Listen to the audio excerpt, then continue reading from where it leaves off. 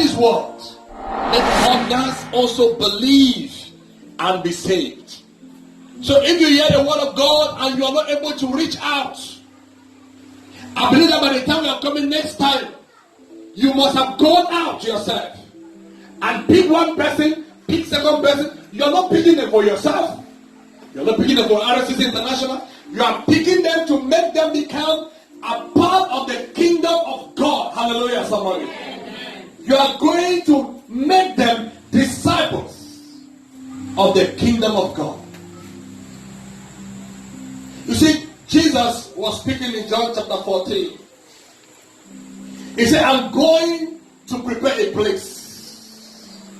He said, when I prepare the place, I'll come back and I'll take you so you can be with me where I am. If Christ was going to prepare a place, a beautiful place, and the Bible says in Revelation that there will be no sickness, no frustration, no pain, no crying, no death, no hunger, no thirsting, a place of glory and a place of joy. And he has prepared this place for us. At the end of the day, we are not there.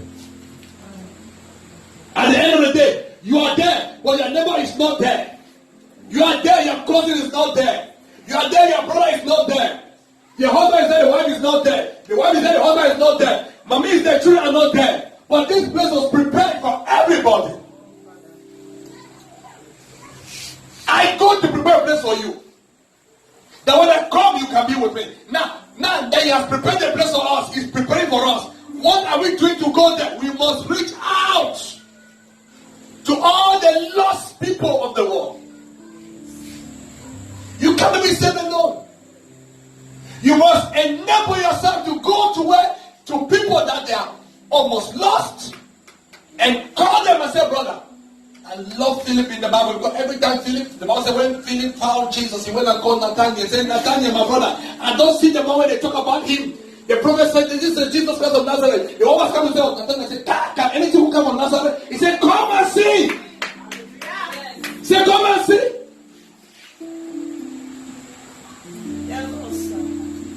Nathanael was doubting. He said, Nathanael, no, look for talk. You said, come and take your eyes and look at it.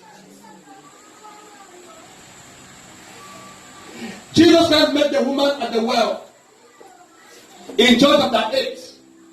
And when Jesus Christ told her everything about her life, she went to the town and started shouting, come and see, the woman has told me everything about my life. Is somebody hearing me? Oh, yes. When you have enjoyed and you know this thing is good, go and tell somebody. Tell them, go and tell somebody. Go and tell somebody. No, you are not saying as if you are serious. Go and tell somebody. You cannot see it and enjoy it and enjoy all yourself. You must tell somebody. Hallelujah. Amen. Come and see. You cannot go to a place and then you are enjoying and you are enjoying all alone. That's why we have decided that this Jesus that we are enjoying, let us enter the quarters and tell people about this Jesus. It's working for me. It's working for us. It shall work for you in the name of Jesus. Amen. Your amen is not loud enough. Say amen. We have tested this Jesus. And also test and see that the Lord is good. When some people find you, you cannot keep it. Then you become a greedy person. Then you are a selfish person. Then you are a self-centered person. If something find you, you need to tell some country people that when they go to some particular place, now village people, when they see something they find, then you go back to village. Call all their brother there. You see somebody, you go someplace, you also in one track they day. You didn't know why? Because one man they come there, he see fine results. He go back, call all your brothers there. Then they come back on the talk.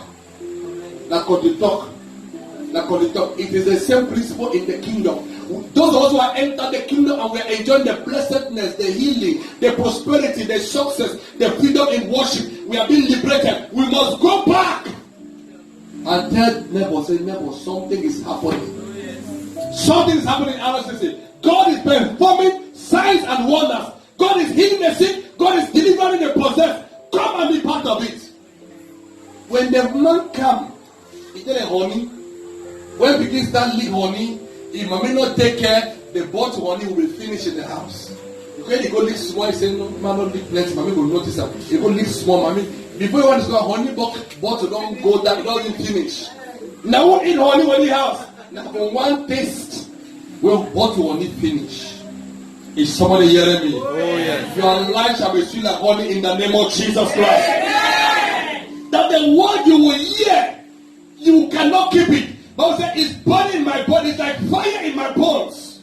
The word of God is like fire in my bones. Listen, the reason why I'm coming out is because the thing, you know, when you don't flop the rich, you need a place to release it. God has anointed his prophet and has sent me to be a liberator in the city. Listen, God is about to take over some territories in Limbe that has never been talked about. We are going to go to heal the last and touch the last people. We are going to pray for people that they have never, that people in Limbe, they have not heard about God.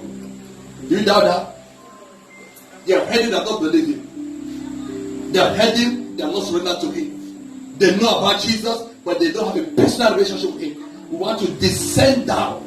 Go down to the ordinary people and make sure that they have an encounter with Jesus. Is somebody hearing me? Tonight you shall receive an encounter in the name of Jesus. So then they must say, go and make disciples.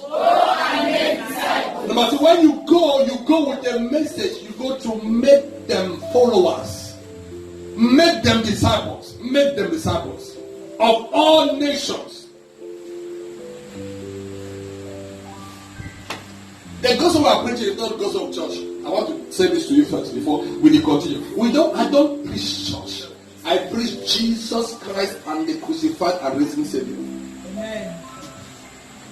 So it's about Jesus. Tell someone says about Jesus. Say it's about Jesus. It's about Jesus. So I don't care whether you belong to a particular church or not. When I come here for evangelism, it's about evangelism. If you want to belong to us, if you want to belong, there's no problem about it. My focus is to make sure that everyone is not missing.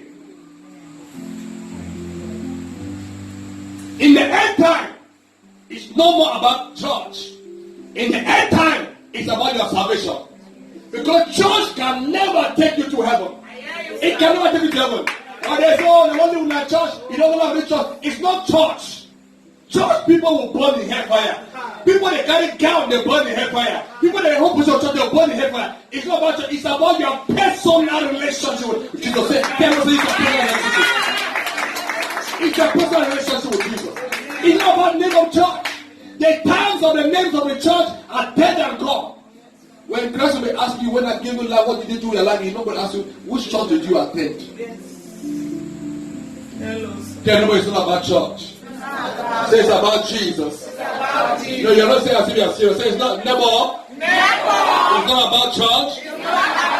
It's about Jesus. It's about Jesus. Hallelujah. Amen. So when you see a place where people are talking and they're only talking about our church, and our church member this, and when our church member they don't come out, that's not gospel. They should preach the gospel of Jesus Christ, which is the word of God. The days of church are over. I was also a church man. I was also in a church that they say our church. I found Christ and I decided to liberate myself and to preach Jesus and not churches. Are you hearing me, somebody? I want to insist again. As I come here, if you don't want to belong to RCC, you are not compelled to. But when you taste something like honey and it's sweet for you, cannot go back. Because you will know this is the place I need to belong. Hallelujah. Amen. So it's a matter of decision. It's decision making.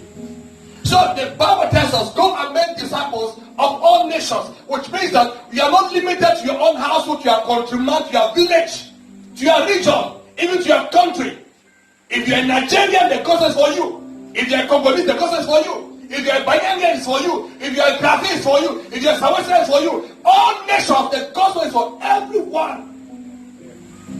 As long as you are breathing, the gospel is for you. Say amen, somebody. Amen. So when you are preaching the word of God, don't preach only to people that you know. Many of you, I don't know. I've never seen some of you who are very first time.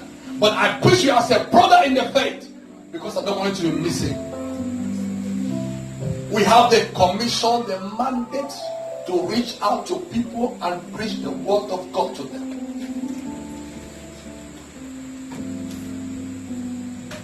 Christ doesn't want you to be missing. You can be in the church for years, but you don't know Jesus. You can be in the choir singing and be the leader, but you don't have a relationship with Jesus. You can even be in a pastoral attire preaching Jesus, but you are drunk. What I'm telling you tonight is about what is my life in Christ. How my life there will inside is Jesus. If I die today, where will I spend eternity?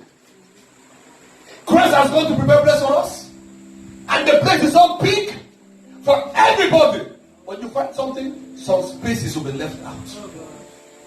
And on that day, people will start crying. Oh, I've been here, Pastor Bob preached to me. I was still making time. I said, I'm going to make time.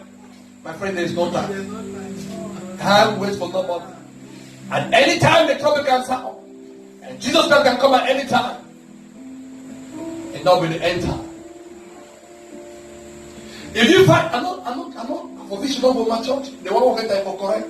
But the reason why I go down the valley is like the story of the lost sheep. The shepherd abandons the 99 on the hills and goes down to look for the lost sheep.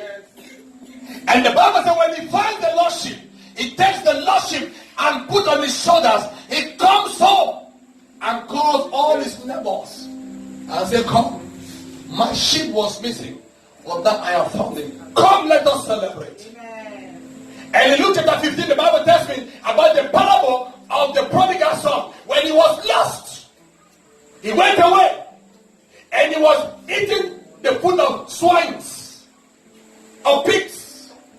And also when he came to his senses, he said, how many of my father's hired servants that they have enough to eat and spare, but here I am eating the food, the pots of cocoyams of swines. He said, I shall return to my father, and I'm sure I will tell him, Father, don't take me as your son. Take me as one of your hired servants. And the Bible said when the son came back, when he was coming back, the father was watching at the distance to see if he will come back. And when he saw him coming, the Bible said the father ran towards him. And is somebody hearing me tonight? The father ran towards him and embraced him. God is about to run towards somebody tonight. God is about to run towards somebody tonight. If you shout and believe it, amen. And the father ran to him and embraced him.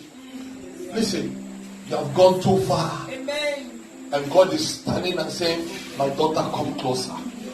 He said, my son, yeah, I'm from morning to evening, I've been waiting for you. And I want you to come closer and let me receive you again. If you think that you're not worthy to become my son, I want to shock you that you are more than my son. Because when the prodigal son came back, the father gave a party for him. He says, the Bible says the father gave him a royal garment to anoint him as a successor of his house. He didn't count his sins. He didn't count his errors. He didn't count his past. He didn't say, where is the money you took from me? He didn't say, where have you squandered your own money I gave you? God was so gracious, so loving, so kind, so faithful, so compassionate, and embraced this young man. And the Bible says he gave him sandals. Now listen to me. When you are a slave, you don't wear shoes in those days. Only the sons of the house put on shoes. So when the father gave him a sandal, he said, my son, you are not a slave. You are neither my servant. You are a true born of the household. The Bible says for them that believe him, he gave them the right to become the sons of God. Receive that grace in the name of Jesus. He has given the right. John 1 verse 12. To them that believe him, he gave them the right to become sons and daughters of God. He's begging you to come. Listen, this is how I tell people. Before the end time, God is begging you to come. But on the end time, he will not beg you again. That time you'll be begging him, and the door will be closed. The prodigal son was received. A party threw for him. And he was living in royalty. God, they put a gold ring in his hand to tell him that I own you. You are not a slave. You are my son. in home and workplace. Now listen to me this night. God has sent us to bring the gospel into this quarter. Amen. I know some people are hearing my voice even in their houses. And some people are hiding in their heart and say, now which church be this one? It's not about church, it's about Jesus Christ. Can you shout amen, somebody? It's not about church. If it was about church, I'll be in the church compound waiting for you. But it's about Jesus, and that's why I'm coming right down the quarters. And we shall come here every Wednesday. We shall make noise every Wednesday. We shall preach every Wednesday. And every which man in this quarter must back his back and promote a different place. If you shall believe it, amen. Every one of them must pack their bags and go to where there will be no fire. But as far as my own quarters is concerned, as we pin the tentacle of God in this place, the fire shall glow all over this quarter. And all those who have not been sleeping in the night, the time for you to begin to sleep has come. In the name of Jesus. When you bring gospel to people, they start asking questions. Now which one be this one now? Now which new one be this one? Find them, you don't open a church for your old age. Then I say, yes, you don't open up. If you can know Christ at this age, better for you. Because you are going straight to heaven, you don't get home again. At this age, what are you looking for again? What are you looking for? If not for Jesus, that you should end your life with him. What else would this party looking for? If you can open these doors to Christ, that Jesus will proclaim. And let me tell you, when one soul is saved here, that blessing shall be upon your family.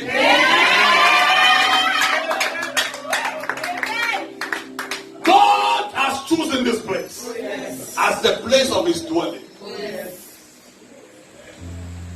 Tonight I want to ask you, if you are here and you don't have a relationship with Jesus, if you are here and you know your life is not right with God, if you are here and you are not a believer, I don't want you to come out, just you stand where you are. I'm going to pray for you now. And I'm going to lead you to Christ and ask God to minister to you, to touch you with his presence. By the time we come to pray, the blessings will begin to manifest upon your life. Amen. So if you are here, please just stand. If you want to surrender to Jesus and give your life to him, I want you to stand. I want to pray for you. Hallelujah. Amen. Don't be ashamed about anything about anybody. It's about your personal relationship with Jesus. On that day, the Lord said, my husband, my children, my brother. The Bible said, if you are ashamed of me in this present age, the Son of Man shall be ashamed of you when he comes with the holy angels in his Father's presence. So if you have to make a decision, you make it now, but you don't make it again. Amen. Let me tell you one thing before I pray. The Bible said there was a man called the rich fool. He worked so much, there was no problem. He had the right to enjoy where he worked. In the Bible, he spoke 13 times. Say, I, me, mine, I, my house, my cow, my barn, my break, I'll break mine, I'll build mine, I will put a bigger barn, I 13 times I've read it in the Bible. 13 times. And God said, listen to me, you're making all these plans this night. Your life shall be demanded from you. I'm taking your life from you. It means what? It means no one knows the time, no one knows the hour. At any given time, he can show up. And your life is gone. All to Jesus I surrender. Just come.